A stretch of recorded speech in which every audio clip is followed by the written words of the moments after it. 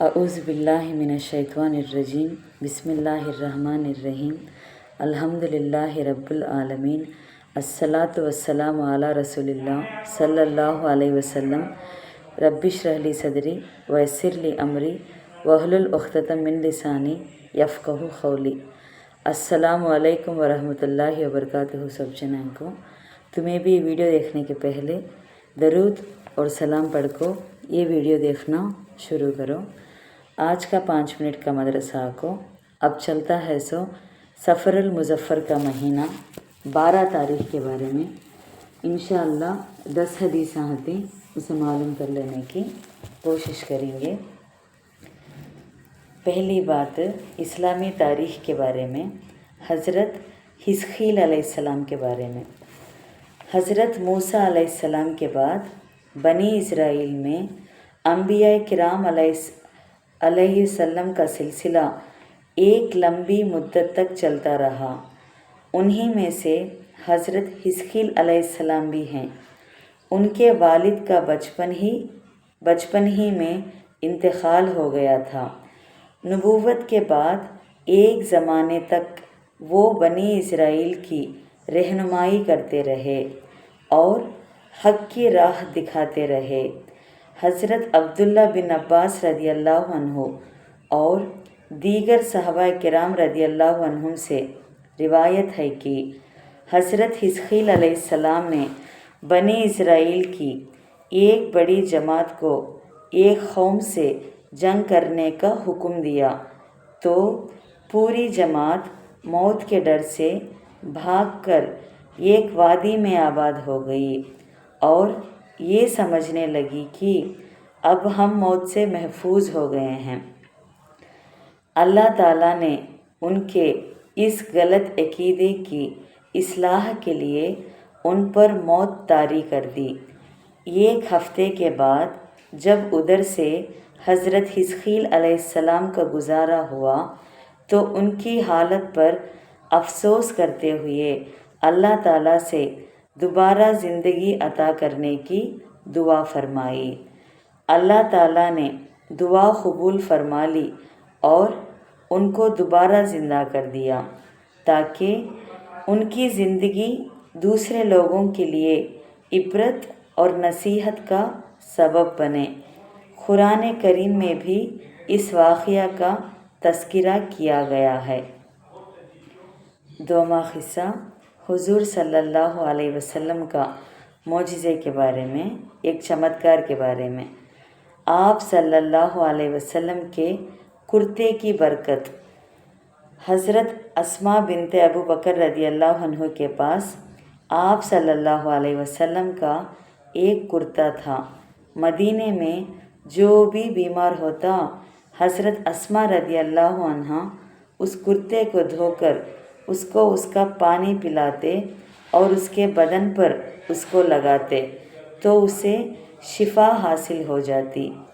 صحیح مسلم حدیث میں 5530 میں ہے یہ۔ تینواں قصہ ایک فرض کے بارے میں، نیکیوں کا حکم دینا اور برائیوں سے روکنا۔ رسول اللہ صلی اللہ علیہ وسلم نے فرمایا، قسم ہے اس ذات کی جس کے قبضے میں میری جان ہے، تم پر ضروری اور لازم ہے کہ بھلائیوں کا حکم کرو اور برائیوں سے روکو، ورنہ قریب ہے کہ اللہ تعالیٰ گنہگاروں کے ساتھ تم سب پر اپنا عذاب بھیج دے۔ اس وقت تم اللہ سے دعا مانگو گے تو قبول نہ ہوگی۔ ترمذی حدیث 2169 حذیفہ رضی اللہ عنہ کے ریفرنس میں سی۔ اس میں کیا خلاصہ کرتے ہیں تو نیکیوں کا حکم کرنا اور برائیوں سے روکنا امت کے ہر فرد پر اپنی حیثیت اور طاقت کے مطابق ضروری ہے۔ چارواں قصہ ایک سنت کے بارے میں، ہر کام میں کامیابی کی دعا۔ دین اور دنیاوی کام کی درستگی کے لیے اس دعا کا اہتمام کرنا چاہیے۔ ربنا آتنا من لدنک رحمۃ وہی لنا من امرنا رشدن۔ ترجمہ: اے ہمارے پروردگار، اپنی جانب سے ہمیں رحمت سے نوازیے اور ہماری اس صورتحال میں ہمارے لیے بھلائی کا راستہ مہیا فرما دیجیے۔ سورہ کہف میں 10واں آیت میں ہے یہ دعا ہر کام میں کامیابی کے واسطے۔ 5واں قصہ ایک اہم عمل کی فضیلت کے بارے میں۔ بازار میں داخل ہوتے وقت پڑھے۔ کیا دعا دیکھیں گے وہ؟ رسول اللہ صلی اللہ علیہ وسلم نے فرمایا، جو شخص بازار میں داخل ہوتے وقت یہ دعا پڑھے گا اسے 10 لاکھ نیکیاں ملیں گی، اس کے 10 لاکھ گناہ معاف ہوں گے اور 10 لاکھ درجے بلند ہوں گے۔ دعا یہ ہے: لا الہ الا اللہ وحدہ لا شریک لہ لہ الملک ولہ الحمد یحیی و یمیت وہو حی لا یموت بیدہ الخیر وہو علی کل شیء قدیر۔ ترجمہ کو: اللہ کے سوا کوئی معبود نہیں ہے، وہ تنہا ہے، اس کا کوئی شریک نہیں، ساری حکومت اسی کی ہے اور اسی کے لیے ساری تعریفیں ہیں۔ وہی مارتا ہے، وہی زندہ کرتا ہے، وہ زندہ ہے، کبھی نہیں مرے گا۔ تمام بھلائیاں اسی کے قبضے قدرت میں ہیں اور وہ ہر چیز پر قادر ہے۔ ترمذی حدیث میں 3428 عمر رضی اللہ عنہ کے ریفرنس میں سے۔ 6واں قصہ ایک گناہ کے بارے میں۔ اللہ اور اس کے رسول کی نافرمانی۔ قرآن میں اللہ تعالیٰ فرماتے ہیں، جو شخص اللہ اور اس کے رسول کی نافرمانی کرے گا اور اس کی مقرر کی ہوئی حدوں سے آگے بڑھے گا تو اللہ تعالیٰ اس کو آگ میں داخل کرے گا جس میں وہ ہمیشہ رہے گا اور اس کو ذلیل اور رسوا کرنے والا عذاب ہوگا۔ سورہ نساء میں 14واں آیت میں ہے 7واں قصہ دنیا کے بارے میں۔ دنیا سے بہتر آخرت کا گھر ہے۔ قرآن میں اللہ تعالیٰ فرماتے ہیں، دنیا کی زندگی سوائے کھیل کود کے کچھ بھی نہیں اور آخرت کا گھر متقیوں کا تو اللہ تعالیٰ سے ڈرنے والوں کے لیے بہتر ہے۔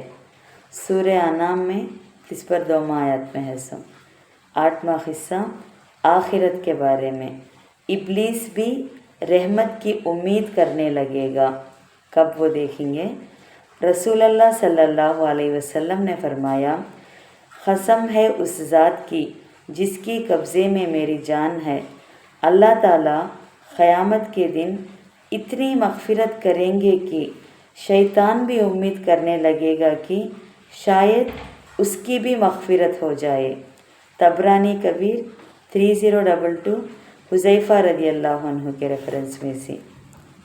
9واں قصہ طب نبوی سے علاج۔ اسمت سرمے کے فوائد۔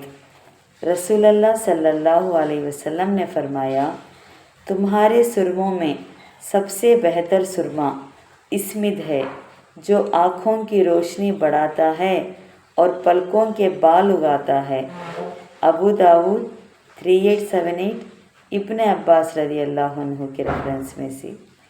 آخری 10واں قصہ نبی صلی اللہ علیہ وسلم کی نصیحت کے بارے میں۔ اپنے سے زیادہ مالداروں کو نہ دیکھو۔